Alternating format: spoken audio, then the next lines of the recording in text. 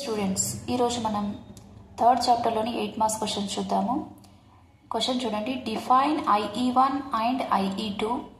Why is IE2 is always greater than IE1 for a given atom? Discuss the factors that affect IE of an element. ఇక్కడ IE1 అంటే ఏంటి, IE2 అంటే ఏంటి define చేయాలి.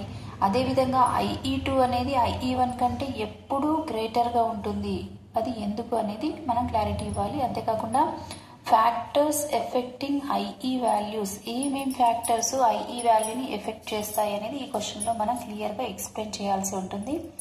So చూడండి, ఇక్కడ ionization energy. What is IE? Ionization energy.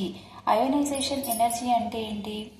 The minimum amount of energy required to remove an electron from isolated neutral gaseous atom is called ionization energy or first ionization energy. ఇక్కడ చూడండి, ఒక atom తీసుకుందాం. ఇక్కడ nucleus ఉంది, ఇక్కడ shells లోపల ఇక్కడ ఒక ఎలక్ట్రాన్ ఉంది అనుకోండి, ఎలక్ట్రాన్ ఉంది. సో న్యూక్లియస్లో ఏముంటాయి? ప్రోటాన్స్ ఉంటాయి. ప్రోటాన్స్ అంటే పాజిటివ్ ఛార్జ్, ఎలక్ట్రాన్ అంటే నెగిటివ్ ఛార్జ్.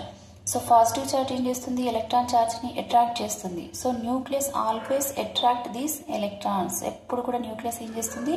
ఎలక్ట్రాన్ని అట్రాక్ట్ చేస్తూ ఉంటుంది. కానీ మనం ఏం చేస్తున్నాం? ఒక ఎలక్ట్రాన్ని రిమూవ్ చేయాలనుకుంటున్నాం. ఒక ఎలక్ట్రాన్ని రిమూవ్ చేయాలనుకుంటున్నాం. అంటే ఈ ఎలక్ట్రాన్ని బయటకు తీయాలి. బయటకు తీయాలంటే న్యూక్లియస్ ఏం చేస్తుంది? లోపలికి అట్రాక్ట్ చేస్తుంది. ఆ న్యూక్లియస్ యొక్క అట్రాక్షన్స్ను ఓవర్కమ్ చేసి ఈ ఎలక్ట్రాన్ని బయటకు తీయాలి అంటే ఈ ఎలక్ట్రాన్ని బయటకు తీయడానికి కొంత ఎనర్జీ అవసరం అవుతుంది. ఆ ఎనర్జీనే అయోనైజేషన్ ఎనర్జీ అంటారు. ఇది న్యూట్రల్ గ్యాసియస్ యాటమ్. న్యూట్రల్ అంటే దీని మీద ఇక్కడ చూడండి, M అనేది అనుకున్నాం. M అనేది ఒక యాటమ్ అయితే, యాటమ్ యొక్క సింబల్ అయితే ఇక్కడ ఛార్జ్ ఏం లేదంటే ఛార్జ్ ఎంత ఉన్నట్టు? ఇక్కడ 0 ఛార్జ్ ఉన్నట్టు. 0 ఛార్జ్ ఉంది. ఇది గ్యాసియస్ స్టేట్లో ఉంది. న్యూట్రల్ గ్యాసియస్ యాటమ్, సింగిల్గా రాస్తే ఏంటది? యాటమ్. సో ఇక్కడ ఏంటి? ఇది న్యూట్రల్గా 0 ఛార్జ్ ఉంది, గ్యాసియస్ స్టేట్లో ఉంది, యాటమ్. న్యూట్రల్ గ్యాసియస్ యాటమ్ నుంచి ఒక ఎలక్ట్రాన్ని బయటకు తీయడానికి ఎంత శక్తి కావాలో ఆ శక్తిని ఏమంటున్నాం? Ionization energy. The minimum amount of energy required to remove an electron from isolated neutral gaseous atom is called ionization energy. ఒక న్యూట్రల్ గ్యాసియస్ యాటమ్ నుంచి ఒక ఎలక్ట్రాన్ను తీసివేయడానికి కావలసిన శక్తిని ఏమంటారు? Ionization energy. దాన్ని ఫస్ట్ అయోనైజేషన్ ఎనర్జీ అని కూడా అంటారు. దానిని ఫస్ట్ అయోనైజేషన్ ఎనర్జీ IE1 అని కూడా అంటారు. సో IE1 అంటే ఏంటి? ఒక న్యూట్రల్ గ్యాసియస్ యాటమ్ నుంచి ఒక ఎలక్ట్రాన్ తీసివేయడానికి కావలసిన ఎనర్జీనే ఫస్ట్ అయోనైజేషన్ ఎనర్జీ అంటారు. The minimum amount of energy required to remove an electron from isolated neutral gaseous atom is called first ionization energy, that is indicated with I. So ఎప్పుడే కానీ ఇక్కడ neutral atom నుంచి electron తీసేస్తే electron loss అయినప్పుడు cation form అవుతుంది. Cation, ఒక electron loss అయింది కాబట్టి ఇక్కడ ప్లస్ వచ్చింది. అదే 2 ఎలక్ట్రాన్ లాస్ అయితే ఇక్కడ +2 వస్తుంది. సో ఇక్కడ 0 ఉంది. న్యూట్రల్ యాటమ్ నుంచి ఒక ఎలక్ట్రాన్ తీసేస్తే ఏమొచ్చింది?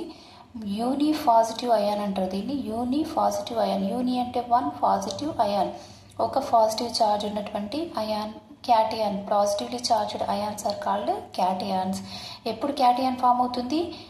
ఎలక్ట్రాన్ని లాస్ అయినప్పుడు క్యాటయాన్స్ అనేవి ఫామ్ అవుతాయి. ఇక్కడ ఒకటే పాజిటివ్ ఛార్జ్ ఉంది కాబట్టి దీన్ని యూని పాజిటివ్ అయాన్ అంటారు. ఇంకా నెక్స్ట్ చూడండి.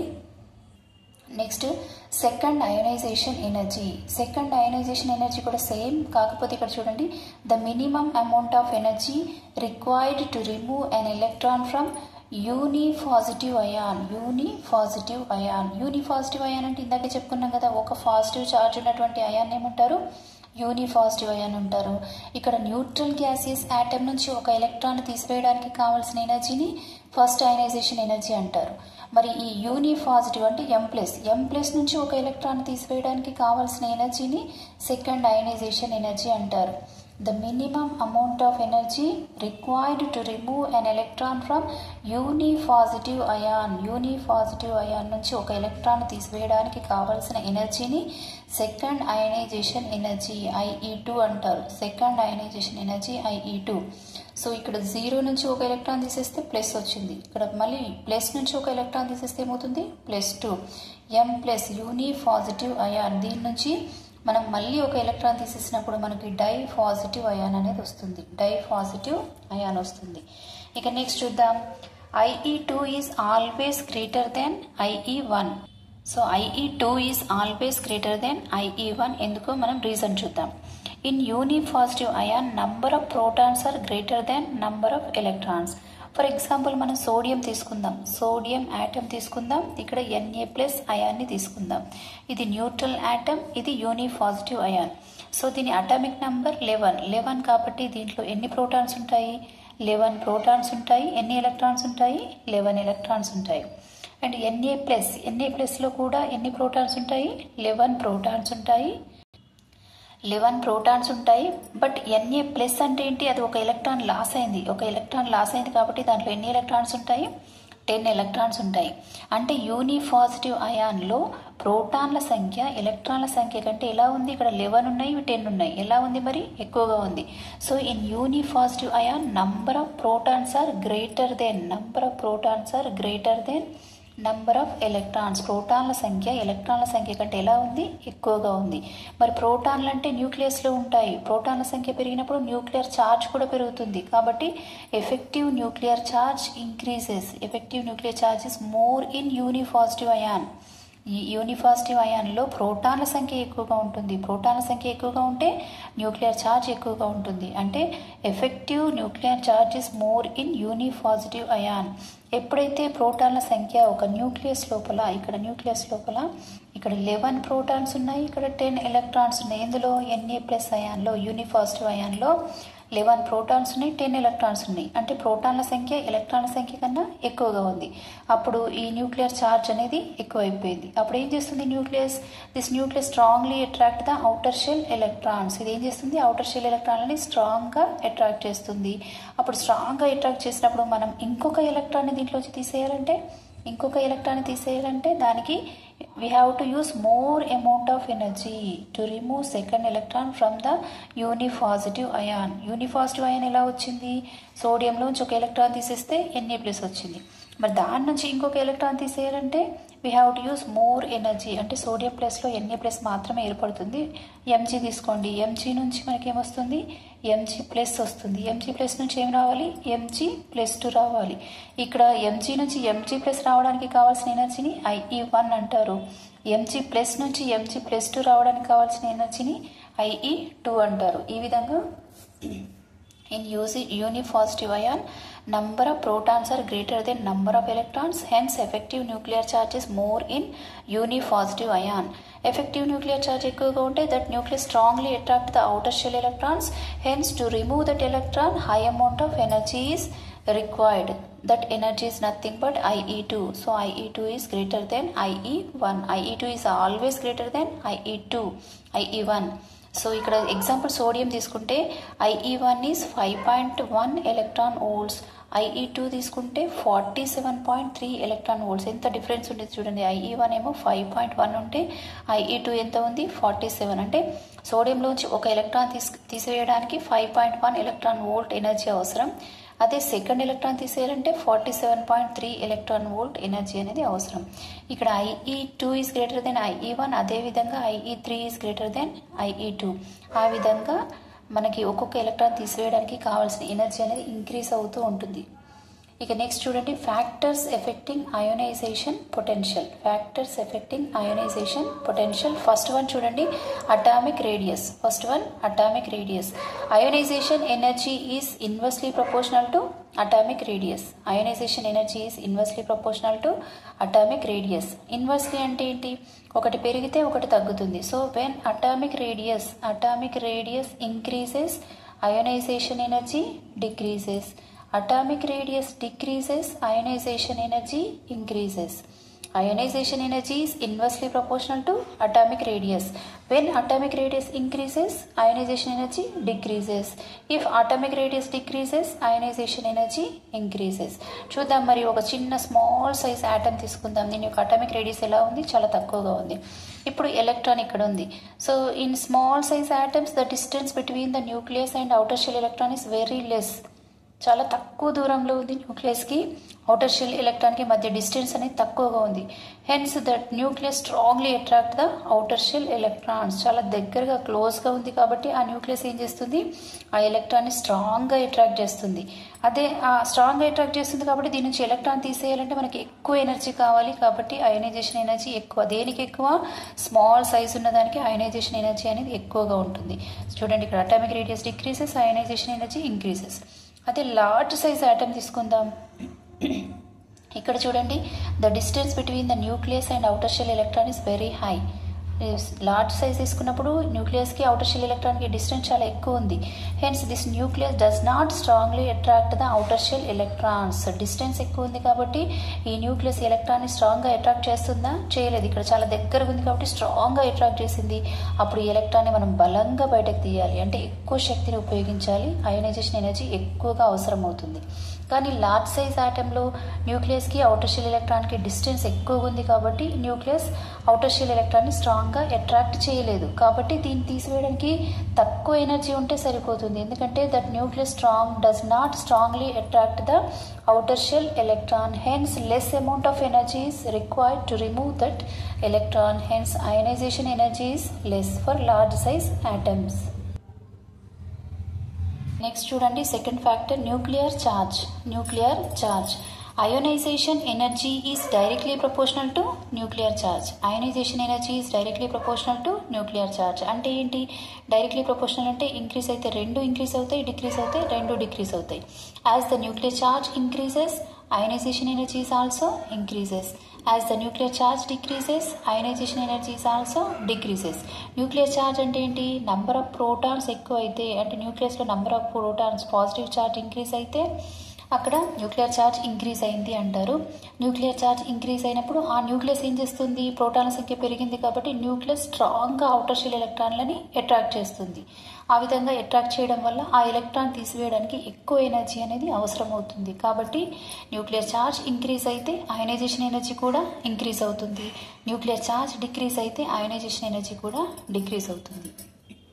ఇంకా నెక్స్ట్ చూడండి, నెక్స్ట్ ఫ్యాక్టర్ చూడండి, screening effect are shielding effect. ఈ ఫ్యాక్టర్ గురించి తెలుసుకునే ముందు ఫస్ట్ డెఫినేషన్, స్క్రీనింగ్ ఎఫెక్ట్ లేదా షీల్డింగ్ ఎఫెక్ట్ అంటే ఏంటో చూద్దాం. ఇక్కడ చూడండి, ఒక ఆటమ్ తీసుకున్నప్పుడు అనేక షెల్స్ ఉంటాయి కదా, ఇన్నర్ షెల్స్, అవుటర్ షెల్స్. ఇక్కడ అవుటర్ షెల్ ఎలక్ట్రాన్ తీసుకుందాం. సో దిస్ న్యూక్లియస్ ఏం చేస్తుంది? న్యూక్లియస్ అంటే ప్రోటాన్స్ కదా, ఇది ఏం చేస్తుంది? ఎలక్ట్రాన్ని అట్రాక్ట్ చేస్తుంది. Nucleus attract outer shell electrons. But ఇక్కడ ఇన్నర్ షెల్ ఉంది, ఇన్నర్ షెల్లో కూడా ఎలక్ట్రాన్స్ ఉంటాయి కదా.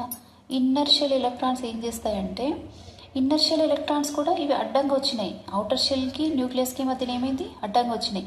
ఈ ఇన్నర్ షెల్ ఎలక్ట్రాన్స్ లేకపోతే ఈ న్యూక్లియస్ స్ట్రాంగ్గా అవుటర్ షెల్ ఎలక్ట్రాన్ని అట్రాక్ట్ చేస్తుంది. But these inner shell electrons are like a screens between the nucleus and outer shell electrons.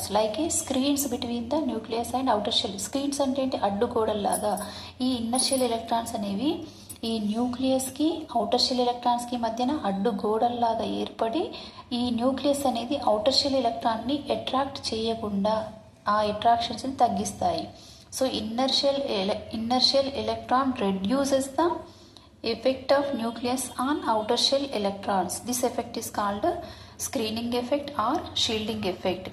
ఈ ఇన్నర్ షెల్ ఎలక్ట్రాన్స్ ఏం చేస్తాయి? అడ్డుగోడల్లాగా, స్క్రీన్స్ లాగా నిలబడి అవి ఏం చేస్తున్నాయి? న్యూక్లియస్ యొక్క ఎఫెక్ట్ని అవుటర్ షెల్ ఎలక్ట్రాన్స్ పైన రెడ్యూస్ చేస్తున్నాయి. అంటే న్యూక్లియస్ స్ట్రాంగ్గా అట్రాక్ట్ చేయకుండా అడ్డంగా వచ్చినాయి. అందుకే దీన్ని స్క్రీనింగ్ ఎఫెక్ట్ లేదా షీల్డింగ్ ఎఫెక్ట్ అంటారు.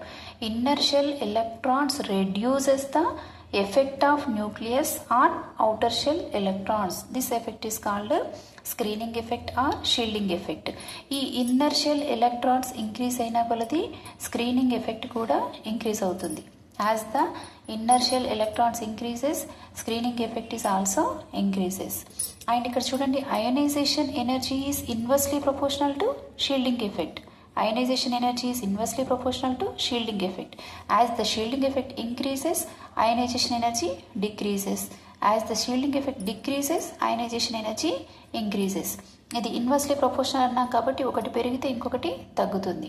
సో ఇవి ఎక్కువగా ఇన్నర్షియల్ ఎలక్ట్రాన్స్ అనేవి ఎక్కువ అయినాయి అనుకోండి, అప్పుడు షీల్డింగ్ ఎఫెక్ట్ అనేది పెరుగుతుంది. షీల్డింగ్ ఎఫెక్ట్ అంటే ఏంటి? రక్షించే స్వభావం పెరుగుతుంది. అంటే న్యూక్లియస్ ఇంకా వీటికి అడ్డంగా వచ్చేసినాయి కాబట్టి న్యూక్లియస్ అవుటర్ షెల్ ఎలక్ట్రాన్ని స్ట్రాంగ్గా అట్రాక్ట్ చేయలేదు కాబట్టి ఈ ఎలక్ట్రాన్ ఈజీగా మనం బయటకు తీయచ్చు. అంటే అయనైజేషన్ ఎనర్జీ తక్కువగా ఉంటుంది. ఈజీగా తక్కువ ఎనర్జీని ఇస్తే చాలు ఈ ఎలక్ట్రాన్ బయటకు వచ్చేస్తుంది. కాబట్టి షీల్డింగ్ ఎఫెక్ట్ పెరిగినా కొలది అయనైజేషన్ ఎనర్జీ తగ్గుతుంది. షీల్డింగ్ ఎఫెక్ట్ తగ్గితే అయనైజేషన్ ఎనర్జీ ఇంక్రీజ్ అవుతుంది. So ionisation energy is always inversely proportional to shielding effect.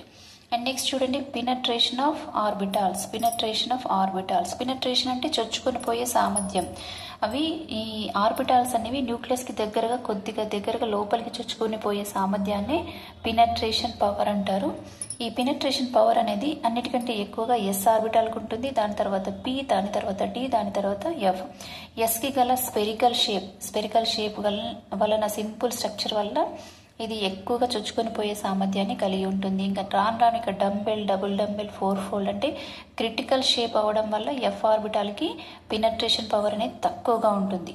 So అన్నిటికంటే ఎక్కువ పినట్రేషన్ పవర్ ఎస్ ఆర్బిటాల్, తర్వాత పి, తర్వాత డి, తర్వాత ఎఫ్. ఇప్పుడు ఇది చొచ్చుకొని పోయే సామర్థ్యం ఇదే ఆర్డర్లో మనకి ఐఈ ఆర్డర్ కూడా ఉంటుంది. సేమ్ ఎస్ అన్నిటికంటే ఎక్కువ, తర్వాత పి, తర్వాత డి, తర్వాత ఎఫ్. ఎందుకంటే ఈ పినట్రేషన్ పవర్ ఎక్కువగా ఉన్న ఆర్బిటాల్ అనేది న్యూక్లియస్కి క్లోజ్గా ఉంటుంది. మరి న్యూక్లియస్కి క్లోజ్గా ఉంటే న్యూక్లియస్ ఏం చేస్తుంది? ఆ ఆర్బిటాల్లో ఉన్న ఎలక్ట్రాన్లను స్ట్రాంగ్గా అట్రాక్ట్ చేస్తుంది. మరి స్ట్రాంగ్గా అట్రాక్ట్ చేసినప్పుడు దాని నుంచి ఎలక్ట్రాన్ తీసేయాలంటే ఎక్కువ ఎనర్జీ కావాలి. కాబట్టి అయనైజేషన్ ఎనర్జీ దానికి ఎక్కువగా ఉంటుంది. ఏ ఆర్బిటాల్ అయితే పినట్రేషన్ పవర్ ఎక్కువగా ఉండి న్యూక్లియస్కి క్లోజ్గా ఉంటుందో దాని నుంచి ఎలక్ట్రాన్ తీసేయాలంటే ఎక్కువ ఎనర్జీ అవసరం అవుతుంది. అందుకే సేమ్ ఆర్డర్ అనేది సేమ్ ఉంటుంది. ఓకే, నెక్స్ట్ వన్ చూడండి, ఎలక్ట్రానిక్ కాన్ఫిగరేషన్. ఇక్కడ చూడండి, నైట్రోజన్, ఆక్సిజన్ తీసుకుందాం. Nitrogen Z=7, electronic configuration 1s2 2s2 2p3. Oxygen Z=8, 1s2 2s2 2p4. ఇక్కడ Pలో మ్యాక్సిమం ఎలక్ట్రాన్ 6, కానీ ఇక్కడ ఎన్నున్నాయి? P3 అంటే హాఫ్ ఫీల్డ్ ఆర్బిటాల్, సగం నిండిన orbital. P orbital can accommodate maximum of 6 electrons, but here P contains 3 electrons. 3 electrons means it is a half filled orbital. So any atom or ion if contains half filled or completely filled orbital, that is more stable. Half filled ఉన్నా సరే, completely filled orbitals ఉన్నా సరే అది చాలా స్టేబుల్గా ఉంటుంది. స్టేబుల్గా ఉన్నప్పుడు అది ఎలక్ట్రాన్ ఇవ్వడానికి ఇష్టపడదు. దాని నుంచి ఎలక్ట్రాన్ తీసేయడం చాలా కష్టం, ఎక్కువ ఎనర్జీని ఉపయోగించాలి. అందువల్ల దానికి అయనైజేషన్ ఎనర్జీ అనేది ఎక్కువగా ఉంటుంది. సో ఇక్కడ నైట్రోజన్, ఆక్సిజన్ రెండింటిని తీసుకుంటే నైట్రోజన్లో హాఫ్ ఫీల్డ్ ఉంది. ఇక్కడ P4 అంటే ఇది హాఫ్ ఫీల్డ్ కాదు, కంప్లీట్లీ ఫీల్డ్ కాదు, కాబట్టి దీనికి స్టెబిలిటీ ఉండదు. దీని నుంచి ఎలక్ట్రాన్ తీసేయడానికి తక్కువ ఎనర్జీ ఉంటే సరిపోతుంది. బట్ నైట్రోజన్లో హాఫ్ ఫీల్డ్ P ఆర్బిటల్ ఉండడం వల్ల దీనికి మోర్ స్టెబిలిటీ ఉంటుంది. దీని నుంచి ఎలక్ట్రాన్ తీసేయడానికి ఎక్కువ ఎనర్జీ అవసరం అవుతుంది. ఎలక్ట్రాన్ తీసివేయడానికి కావాల్సిన ఎనర్జీని ఏమంటున్నాం? అయనైజేషన్ ఎనర్జీ అంటున్నాం. కాబట్టి దీనికి అయనైజేషన్ ఎనర్జీ ఎక్కువగా. So atoms or ions with half filled or completely filled orbitals are more stable. Hence, to remove an electron from these stable atoms, we require high amount of energy. It means they contains high ionization energies. Thank you.